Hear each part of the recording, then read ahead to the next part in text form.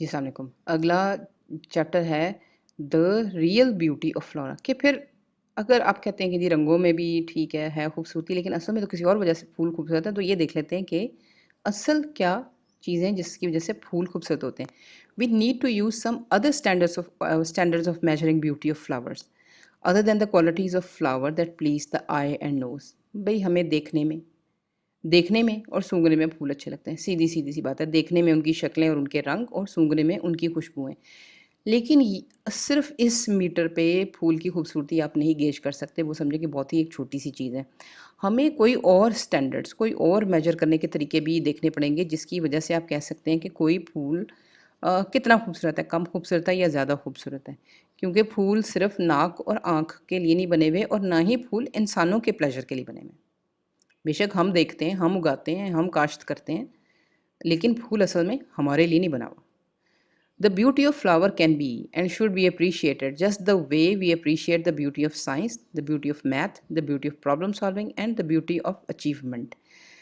असल में अगर आपने खूबसूरती फूल की देखनी है तो हम सिर्फ सेंसेस पे अपनी सेंसेस पे ना जाएँ कि हमारी सेंसेस को वो कैसे खुश करता है। असल में जो फूल है वो एक मशीन है। एक मशीन का मतलब है कि एक काम है जो उसने करना है, उस करने के लिए वो काम सक्सेसफुली करने के लिए उसने अपने तमाम पार्ट्स, तमाम मैकेनिकल सिस्टम्स को एक-दूसरे के साथ ऐसे बिठाया है कि वो एक मशीन बन गई है। तो अगर इस डेफ़िनेशन से कि फूल एक मशीन है, मशीन की डेफ़िनेशन से देखें तो फिर हमें फूल को उसी तरह देखना पड़ेगा, उसी तरह उसकी खूबसूरती मेज़र करनी पड़ेगी जिस तरह हम साइंस की खूबसूरती को देखते हैं। जिस तरह हम मैथ की खूबसूरती को देखते हैं।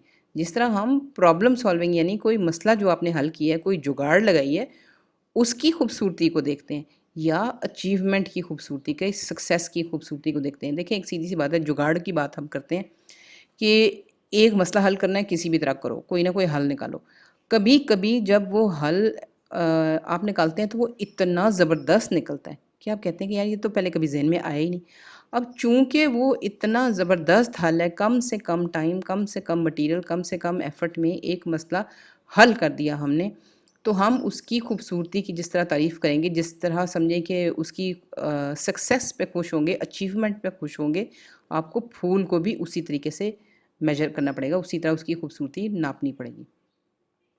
फूल सिर्फ़ देखने में खूबसूरत नहीं है, फूल पूरा का पूरा एक सिस्टम है, बल्कि कई सिस्टम हैं, मैकेनिकल सिस्टम भी हैं, इसके अपने और सिस्टम भी पीछे चल रहे हैं। All these things, science, math, problem solving and achievement can produce bad results, good results, perfect results और even more than perfect results. ये भी एक तरीका है फूल को देखने का कि देखें जब हम साइंस, मैथ, प्रॉब्लम सॉल्विंग और अचीवमेंट की बात करते हैं तो ये सारे मसले हैं जिनका हमने कोई हल निकालना है। तो जब हम हल निकालते हैं तो ज़रूरी नहीं होता कि हर हल अच्छा निकले। कुछ बड़े बुरे हल होते हैं, कुछ अच्छे हल निकलते हैं, कुछ परफेक्ट हल निकलते हैं और कुछ जो हैं वो इस कदर परफेक्ट से भी ऊँचे निकलते हैं कि आप उसी पे हैरान होते हो कि ये हो क्या गया? ये किया क्या किसी ने? मुझे तो समझ ही नहीं आई और इतना ज़बरदस्त हल निकला है। इसका मतलब है कि सॉल्यूशंस यानी जो हल होते हैं कि काम किस तरीके से किया गया, कितना अच्छा किया गया, वो भी बहुत तरीकों से बहुत मीटर पे बहुत नंबर देके जैसे 10 में से 1 नंबर, 10 में से 4 नंबर, 10 में से 10 या 10 में से कहते हैं कई दफ़ा 100 ही ले लो भाई, तुमने तो इतना अच्छा काम कर दिया यानी उस मीटर पे भी फूलों की खूबसूरती गेज की जा सकती है क्योंकि फूल मशीन है। एनी रिजल्ट और परफॉर्मेंस और function that exhibit high level of perfect balance and accuracy can be called beautiful.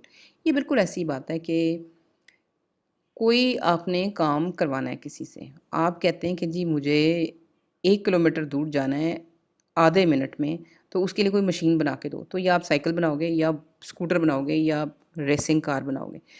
तीनों जो हैं वो फ़र्क-फ़र्क तरीके से काम करेंगे। एक देर में पहुँचाएगी, एक बहुत जल्दी पहुँचा देगी, एक बहुत ही जल्दी पहुँचा देगी, आपको पता भी नहीं चलेगा और पहुँच गई। तो इसका मतलब है कि जो मशीन है, उसको आप कित इस मीटर पे भी देखते हैं कि वो कितनी जल्दी कितना अच्छा काम करती है। कि यानी साइकिल को आप कहोगे कि हाँ पहुँचा दिया उसने मोटर बाइक को कहेंगे हाँ, अच्छा पहुँचाया और बहुत ही स्पीडी किसी कार को कहेंगे वाह!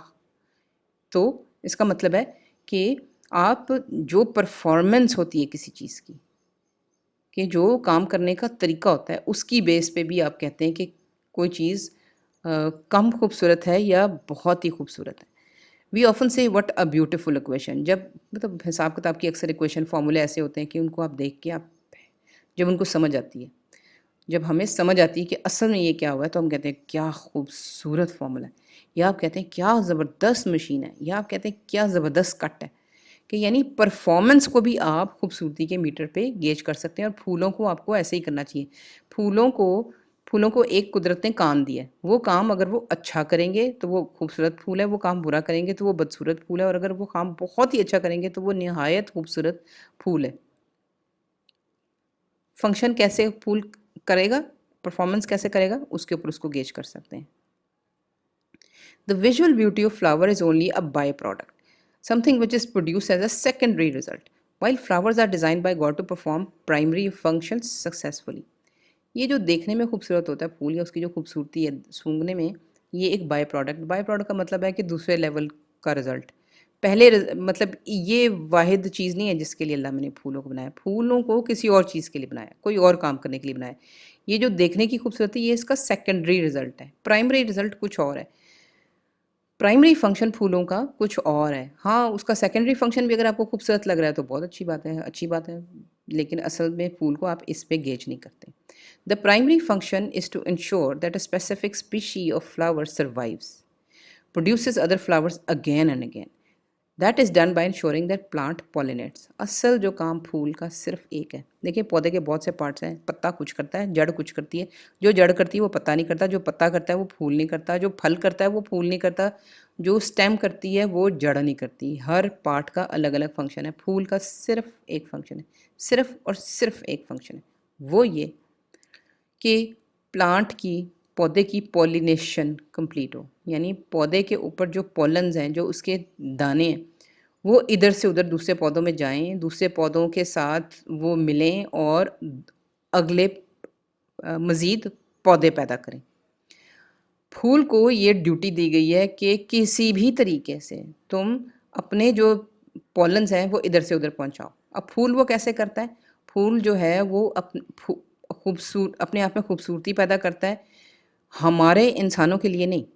उन चीज़ों के लिए जो आके उनके पॉलन्स उठा के इधर-उधर लेके जाएँगे, क्योंकि फूल तो हिल नहीं सकता, उसको किसी हिलने वाली चीज़ की ज़रूरत है, यानी किसी जानदार की ज़रूरत है। तो फूल का सिर्फ़ और सिर्फ़ एक काम है, पूरे प्लांट में, पूरे पौधे में, फूल का सिर्फ़ एक काम है कि ज़िंदगी को चलाए, कि नस्ल चले पौधे की। पौधे की नस्ल चलाना फूल का वाहिद ड्यूटी है। और वो ऐसे करता है कि अपनी तरफ बुलाता है किसी भी तरीके से ऐसे जानदारों को जो इसके ऊपर से पॉलन उठा के दूसरे पौधों तक पहुँचे, ताकि दूसरे पौधों में पॉलिनेशन हो और फूल की नस्ल चलती रहे। That in return is ensured by the flower by doing everything possible to attract insects, bees, butterflies, and birds who can who can make pollination possible and transfer pollens. फूल ने बस ये करना है कि किसी ना किसी तरीके से अपने मतलब के कीड़े, मक्खियाँ, तितलियाँ या परिंदे, उनको अपनी तरफ बुलाना है। अपनी तरफ बुलाना है, अपने ऊपर बिठाना है। अपने ऊपर बिठाना है इसलिए कि उनकी बॉडी पे पॉलन्स चिपक जाएँ और वो दूसरों पर पहुँच जाएँ। फूल का सिर्फ़ ये काम है।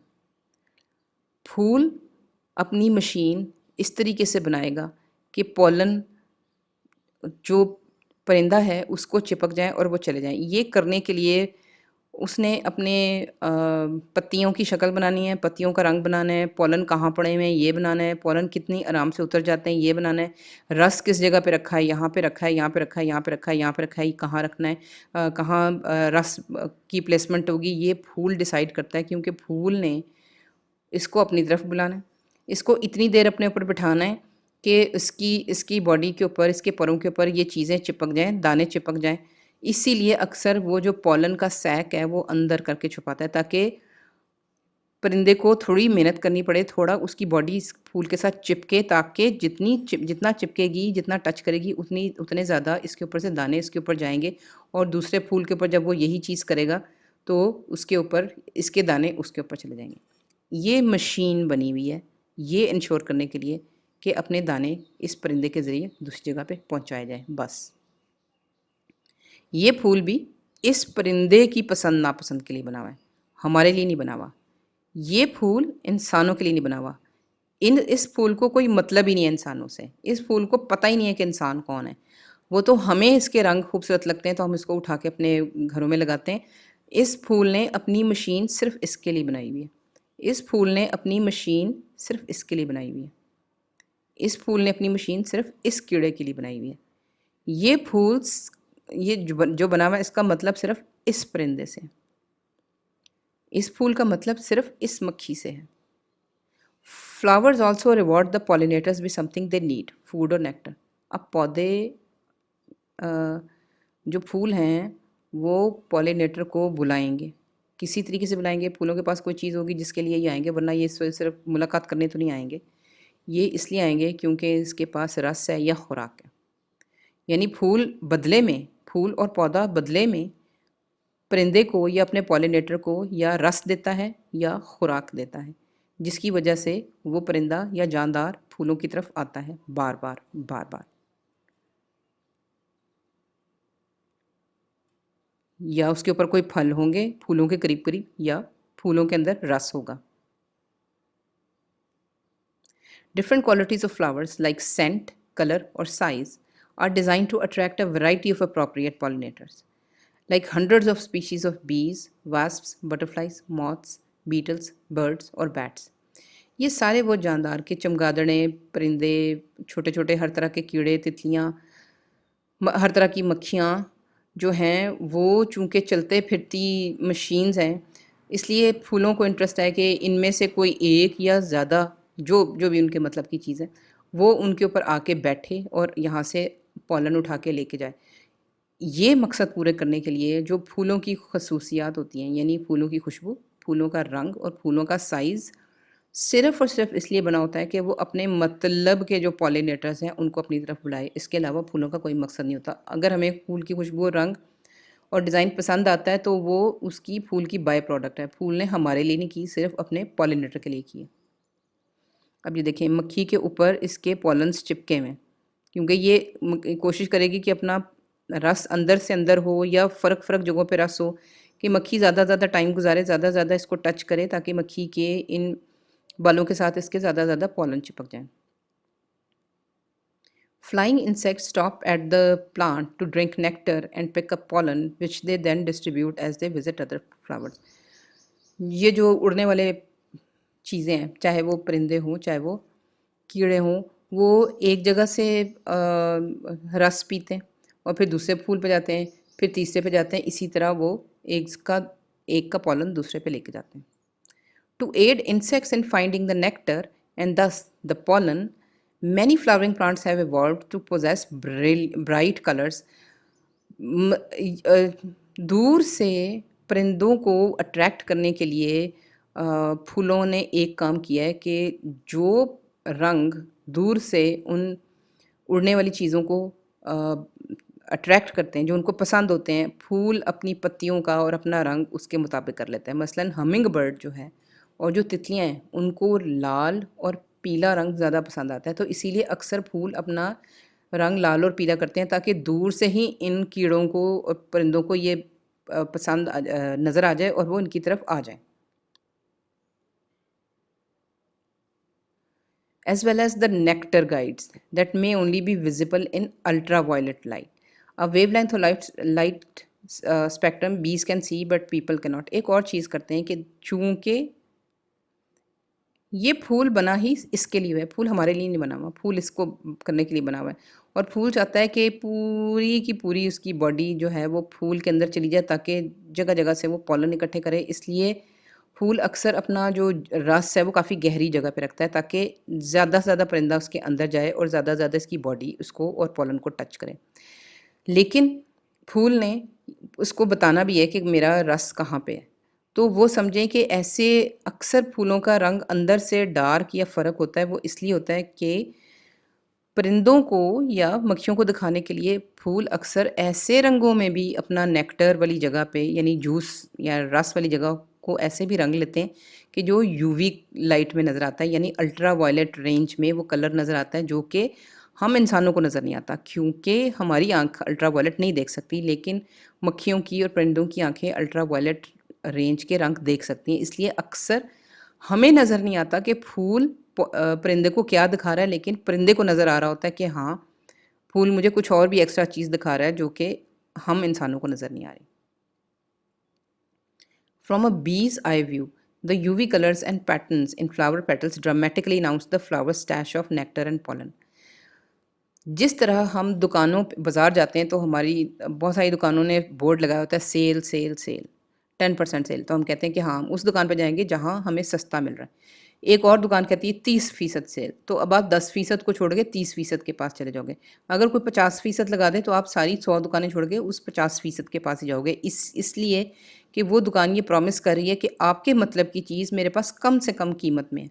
इसी तरह जो मक्खियाँ हैं उनको पौधे जो फूल हैं वो ये बताते रहते हैं कि हमारे पास सबसे ज़्यादा रस है, और वो बताते हैं यूवी कलर्स की वजह से। जितना UV colour, ultraviolet colour तेज़ और ज़्यादा, और फूल के ऊपर कई दफ़ा डिज़ाइंस भी इसी मतलब के लिए बने होते हैं कि जितने ज़्यादा रंग और डिज़ाइंस फूल के पास होंगे, उतना ज़्यादा फूल ज़ोर-ज़ोर से अनाउंस करता है मक्खी को कि मेरे पास सबसे ज़्यादा रस है, तो तुम बाकी 100 फूलों को छोड़ के मेरी तरफ आ जाओ। अब ये देखें कि ये फूल हमें नज़र आता है, यानी ये इस अगर यूवी लाइट इसके ऊपर नहीं डालते, हम नॉर्मल सनलाइट में देखते हैं तो इंसानों को ये रंग नज़र आता है। लेकिन अगर हम अल्ट्रा वायलेट लाइट पकड़ने वाले मीटर के ज़रिए, उस आले के ज़रिए देखें तो असल में मक्खियों को ये रंग नज़र आ रहे होते हैं। ये सबसे गहरा है क्योंकि मक्खी को ये बताना है कि सबसे ज़्यादा रस यहाँ है, तो मक्खी इधर से कहीं से भी उसके अंदर जाएगी, जाके तलाश करेगी, क्योंकि फूल ने ये बताया, ये प्रॉमिस किया कि मेरे पास सबसे ज़्यादा रस है, इसलिए वो सबसे ज़्यादा रस पीना चाहेगी, इसी की तरफ अट्रैक्ट होगी, और इसी चक्कर में जो बहुत सारे पॉलन्स हैं वो उसकी बॉडी को लग जाएंगे और दूसरे पौधों तक पहुँच जाएंगे। ये हमें नज़र आता है, ये मक्खी को नज़र आता है। ये मक्खी का पॉइंट ऑफ व्यू है। अब देखें, जो गहरी जहाँ रस होता है आम तौर पे, जिसकी तरफ मक्खी को बुलाना चाह रहा है वो फूल, वो चमक रहा है। यानी हो सकता है कि इस यूवी सिस्टम में मक्खी को चमकदार चीज़ नज़र आ रही हो, और साथ ये दाने भी चमक रहे हैं जहाँ पे पॉलन है। इसका मतलब है कि मक्खी का सेंटर उसने ये बना दिया कि मेरी तरफ आओ, और फिर ये सारे भी पिक हो जाएंगे। ये देखें, ये भी मक्खी का पॉइंट ऑफ व्यू है अल्ट्रा वायलेट लेंस के नीचे। अब ये जो चीज़ें हैं, ये जो लाइनें हैं, ये भी मक्खी को गाइड करती हैं एक तरीके से। अब ये देखें, ये सबसे ज़्यादा अट्रैक्ट कर रहा है, और ये लाइनें भी एक तरीके से गाइड करेंगी। ये भी थोड़ी-थोड़ी रोशन है। ये समझें कि ये भी गाइड करती हैं कि हाँ, इस तरफ को है। The patterns on the flower that both humans and pollinators can see, such as the lines on the petals called striations, serve as a sort of air traffic control system for bees and help guide them into the bullseye of nectar and pollen at the flower center. इन लाइनों को आप striation कहते हैं, हमें भी नज़र आती हैं, और उनको भी जो पॉलिनेटर्स होते हैं, मक्खियाँ, उनको भी नज़र आती हैं। और ये समझें कि उन्होंने मिसाल दी है कि जैसे एयर ट्रैफिक कंट्रोल होता है कि जहाज़ को लैंड करना है यहाँ पे, तो ये इधर इधर इशारा करें, यानी मक्खी को ये बता रहे होते हैं कि इस तरफ आओ, इस तरफ आओ, इस तरफ आओ, ताकि क्योंकि सबसे ज़्यादा पॉलन भी यहाँ पे इकट्ठे हुए हैं और सबसे ज़्यादा रस भी यहाँ पे, यानी मक्खी को उसके मतलब की चीज़ यानी रस मिल जाएगा, और हम फूल को अपने मतलब की चीज़ यानी ज़्यादा ज़्यादा पॉलन मक्खी की बॉडी पे मिल जाएंगे। ये हमारा व्यू है, ये मक्खी का व्यू है। ये देखें, अब चूंकि हमने रस नहीं पीना, इसलिए फूल को हमें वार्न करने की ज़रूरत नहीं है, मक्खी को बताना है इसे दरमियान का कलर गहरा है ताकि मक्खी को पता हो कि यहाँ पे जाना है, यहाँ ने बैठी रह जाए वो। Thanks to this co-evolutionary trait that developed between the two species, the bee can efficiently visit many blossoms and pollinate a large number of plants. Co-evolution एक बड़ा ज़बरदस्त आइडिया है, वो ये कि चूंकि फूल चाहता है कि मक्खी जल्दी से जल्दी इसके पास आए, तो उसने हज़ारों साल लगा के अपना सेंटर ऐसे कर लिया कि मक्खी को जल्दी बुला लेगा। और मक्खी भी ऐसी है कि उसको चूंकि रस चाहिए, इसलिए वो मक्खी जाके बैठेगी और रस पिएगी, और फिर मक्खी का भी मतलब सॉल्व हो रहा है, और फूल का भी मतलब सॉल्व हो रहा है, दोनों खुश हैं। लेकिन रस बहरहाल इतनी क्वांटिटी में है कि सिर्फ एक फूल के पे से मक्खी का पेट ना भर जाए। वो मक्खी कम से कम 20, 25, 50, मेरे पास फिगर नहीं है, लेकिन हो सकता है 100-100 फूलों के पास जाए, क्योंकि मकसद रस पीना नहीं है, मकसद ये है कि पॉलन एक फूल से दूसरी तरफ जाए। तो ये समझिए, इसको को एवोल्यूशन कहते हैं कि एक चीज़ यानी फूल अपने आप को बेहतर करता है ताकि मक्खी को अच्छा सर्व करे।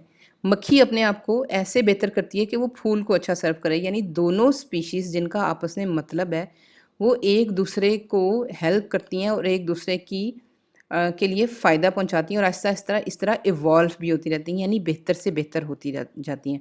हो सकता है कि मक्खी की नज़र ज़्यादा तेज़ होती जाए ये देखने के लिए कि सबसे ज़्यादा जूस किस जगह पे है, तो वो उन फूलों की तरफ जाए और फूल ये करते भी हैं। अब ये फूल ये बता रहा है यहाँ से मक्खी को ट्रैक करके कि मेरे पास सबसे ज़्यादा जूस है और ये सबसे ज़्यादा रंग तेज़ उसी फूल में होगा जिसमें वाक़ई सबसे ज़्यादा जूस है। इसका मतलब है कि ये हेल्दी फूल है। अब अगर मक्खी सबसे ज़्यादा वाली जूस वाले फल पे जाएगी फूल पे जाएगी और कम वाले पे नहीं जाएगी, तो उसका मतलब है कि सबसे हेल्दी फूल का पॉलन वो उठा रही है। इसका मतलब है कि सबसे हेल्दी फूल की नस्ल चलेगी, जो कमज़ोर नस्ल है वो नहीं चलेगी क्योंकि कमज़ोर फूल अपनी तरफ मक्खी को अट्रैक्ट नहीं कर पा रहा। इसका मतलब है कि दोनों स्पीशीज़ ने एक-दूसरे का फ़ायदा किया है, एक-दूसरे की बढ़ोतरी में हेल्प कर रही हैं।